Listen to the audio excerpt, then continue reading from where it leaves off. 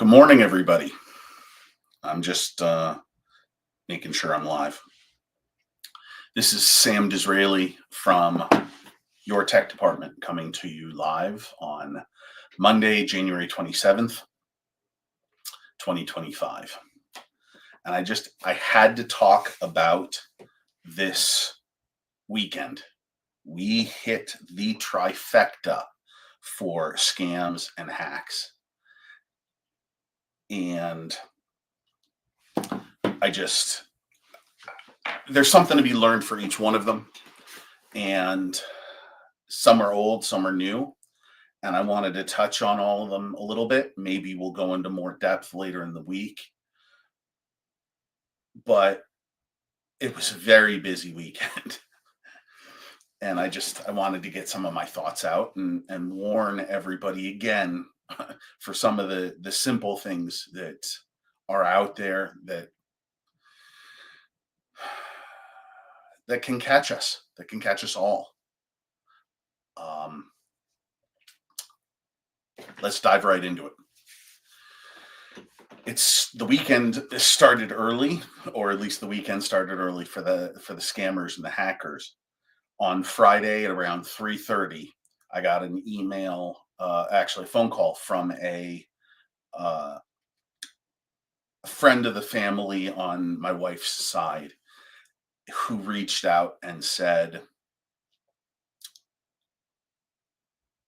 you can help us with email and antivirus and protections.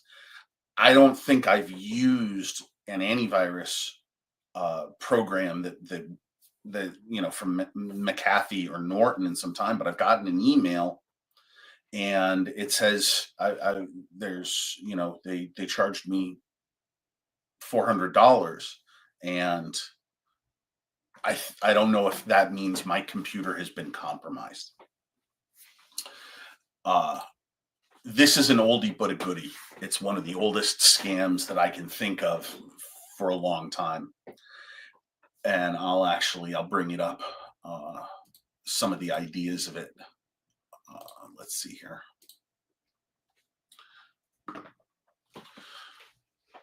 This is a screenshot. Somebody took a picture of the email that they were seeing on their phone. Here is your McAfee update, here, and we're charging you $400 for it. This person did the right thing. They didn't call the telephone number at the bottom of the email, which I won't even show.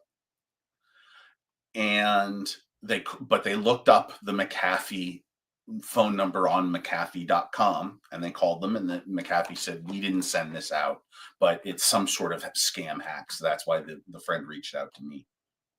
This is a senior citizen, and he says to me, why do they do this? And I said, because they're going to use a trusted name that many people are out there using. It's either going to show up as McAfee or Norton. And what they're going to do is they're going to try to get you to call the number on the email, which is not the real company. It's the scammers. And once they do that, they're going to do any number of things. They're going to solicit more information about who you are. They don't know who you are when they send you this email. And in fact, if you looked at the email, for example, there was no name. And in fact, the credit card doesn't even have the last four. Okay. But it looks good by saying your credit card XXXXX. But this is one of the telltale signs. If it doesn't have the last four of your credit card, it's probably not somebody that actually knows anything about you. But they're going to blast out a million of these messages, and they're going to get people who use Norton or use McAfee or don't, and want to call them and tell them, don't charge me, because they think it's a legitimate email. So that they're going to then get your name, and they're going to get your telephone number, and they're going to verify it against your email address. And then they might even try to do some sort of scam where, we have to have you submit our form for the refund, but I'll help you through that. Let's do a remote control system, a remote control of your system, and I'll help you out with the form. Trying to be helpful is customer service. But once those scammers get remote control access to your computer, they see everything on your computer. Okay, they can learn so much more about you, what's on your C drive, what's in your My Documents folder, what's in your downloads folder. They can solicit this one user. For example, I did a remote control tool myself, and I illustrated to them that they can, without even what you're seeing them moving on your screen, somebody else can be working in the background and going through your files. And this person happened to have tax files in their downloads folder. They had just downloaded their W-2, which has their social security number on it, just for an example. So, like I said, this is an oldie but a goodie. Um,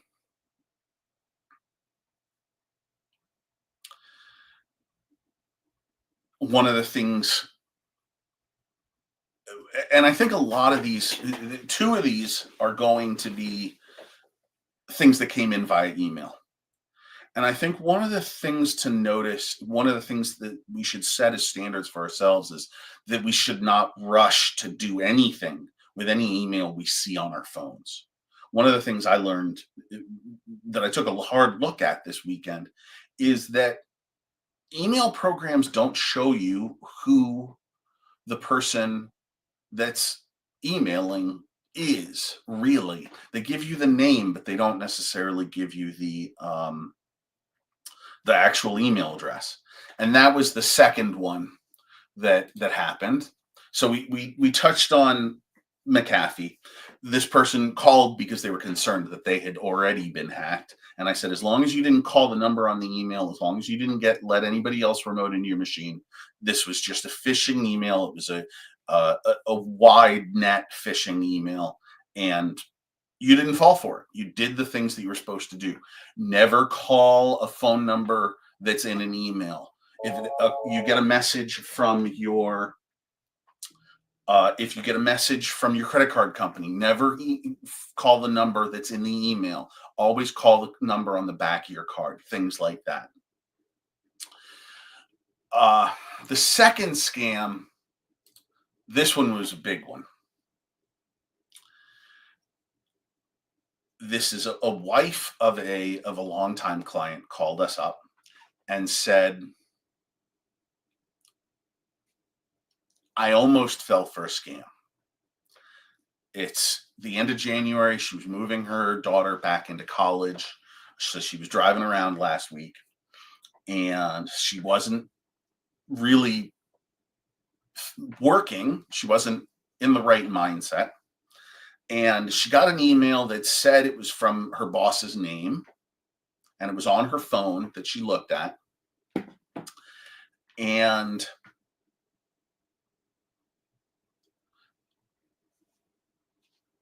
she just responded. It was an email that said, we need you to pay this invoice. And she responded. She said, I'm not at my desk. I'm moving my daughter into college. I'll be back in the morning. I'll be happy to look at it then. Email came back. Thanks so much. She emailed, by the way, I looked at the email. I don't have an invoice. They sent the invoice. The invoice was $47,000. Now, she knew there was something going on at work that was pretty big. She put one and one together and got two. And she said, I can't wire this money, which is actually what the boss was asking for. She said, I can't wire this money, but I can go to the bank and get a check tomorrow. Boss said, fine.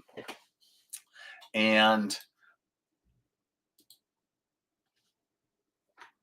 she went to the bank. She got the check. She was at FedEx. And FedEx said, because it was a Saturday, they said, if you need it there tomorrow, it's going to be $100. If it's okay to deliver it on Monday or Tuesday, it'll be 10. And this was the first time she picked up the phone to talk to the boss to confirm.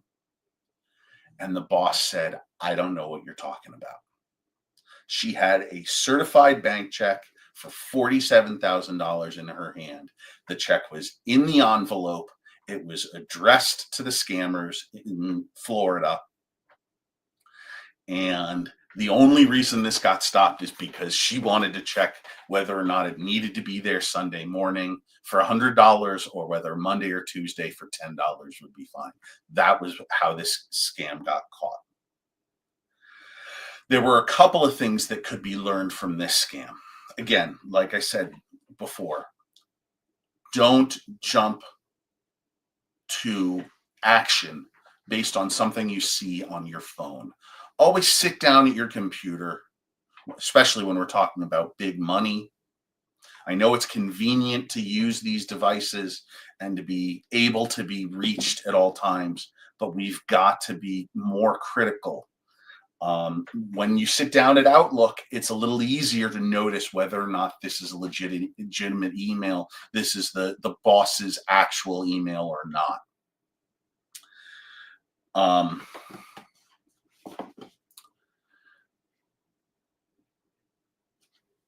There were other,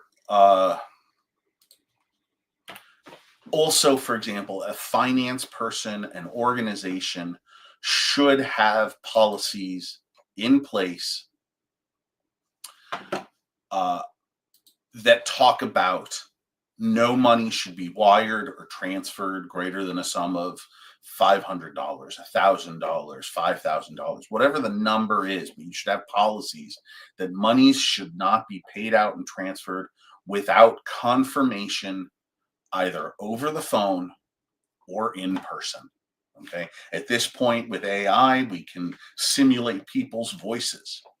So maybe even over the phone isn't the best thing. So, there shouldn't be.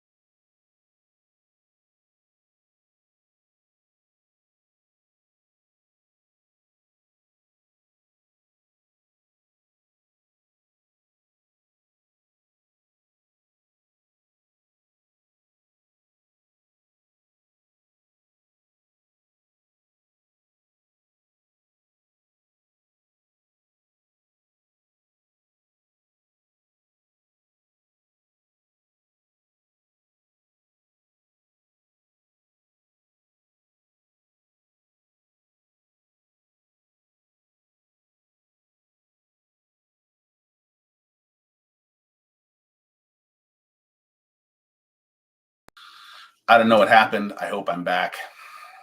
Sorry about that. Um,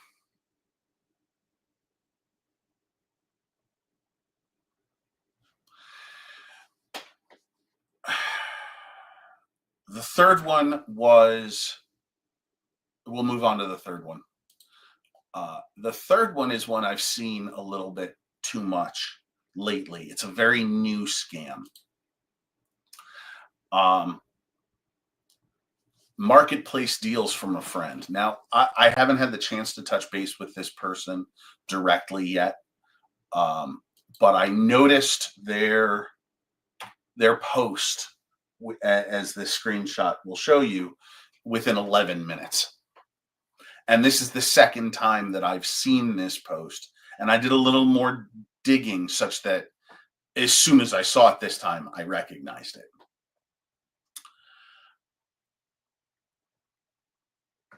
The scam claims that I have a lot of items I'm going to sell. I'm going to sell 2 or 3 cars. I'm going to sell a refrigerator. I'm going to sell a hot tub. I'm going to sell a couch. I'm going to sell artwork. I'm going to sell kitchen appliances. And they're all going to be remarkably cheap. very reasonable, because my uncle is needing to significantly downsize because he's going into a home. So it gets elements. First of all, this is a scam that's happening on social media. So this is what we call a scam or a hack blast radius. All right. Somebody got into this person's Facebook account. Okay. And that hack is bad enough, but how do we monetize that hack? Okay. The hackers will have come up with this new scam where we're going to make it too good to be denied instead of too good to be true. And because this isn't just some random person on Facebook, we're leveraging the 1,000 friends that this person has. Now, that person probably has 1,000 friends across the country and across the world, but they probably have a couple of hundred friends locally that would want to take advantage and help this friend out. Their poor uncle is going into a home, so they need to, be moved, and things need to happen quickly. So what will happen is later on in the text, it will say, I can't hold anything unless we get deposits.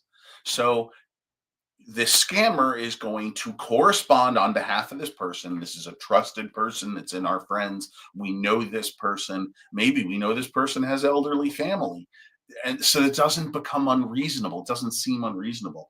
But the person says, "Oh, you want the hot tub for $500, this $5,000 hot tub.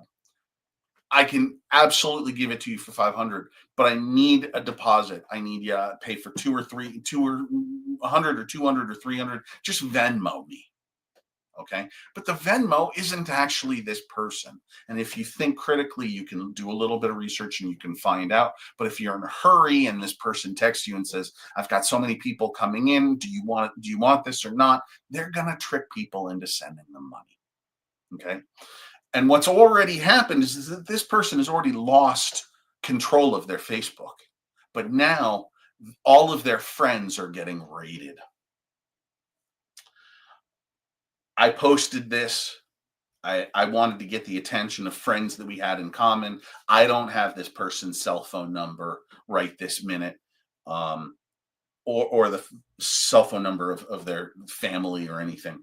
So I posted it to my friends and I said, if you know this person, if you've got their cell phone, can you reach out to them and let them know that they've been hacked and they need to start the process of trying to get control over their Facebook app, because they're going to catch people and people are going to lose money because of this hack.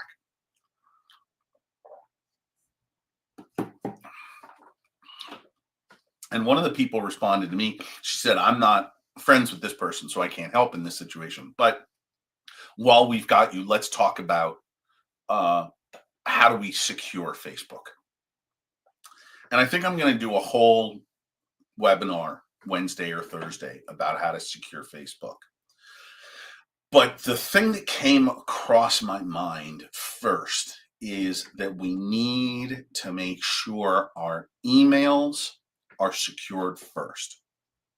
Because once a hacker would be getting into our email, they can then go through our email, know all the services that we use: Instagram, Facebook, Amazon, Walmart, Citibank, any of those things. And they can use that email account that has that previously trusted relationship to reset all of those passwords. And once they get into that email account, they can then get access to all of those other accounts. And once they get into that email account, they can also make it that much harder for you to get access back and control back from these social media accounts, Instagram, Facebook, things like that, where somebody's manipulating your circle of friends for their own benefit. So if you're for that person that asked me, how do you secure Facebook properly or any social media? The answer is you start with securing your email. Okay. And that is with um, 2FA. The best thing you can do to keep hackers at bay these days is 2FA. 2FA, two factor authentication, MFA, multi factor authentication, uses pre established relationships with known good devices. Use those, that the ability to send a text message to your cell phone, use the ability to use those, generate those 6-digit codes from a Google authenticator or a Microsoft authenticator. There isn't anything that should have important information that identifies you as you, like email, social media, or bank information, monetary information. Those three categories, including places where you shop, all of those should be authenticated and helped secured by second level of authentication, not just knowing your email address, not just knowing the password that you use on probably 20 other sites, but also being able to send that text message or verify that you've had that good relationship with a known good device or a known good service. Those are absolutely critical. Do it with your social media accounts. Do it with that email address that you use with those social media accounts. Um, like I said, Thursday, Friday, Saturday, Sunday, they came on one at a time, and the small things that are caught, those McAfee or Norton fake phishing, wide net phishing emails are a dime a dozen, but it's important um to try to stay vigilant with those. And then it's the bigger ones that you still have to keep your eyes on. Um,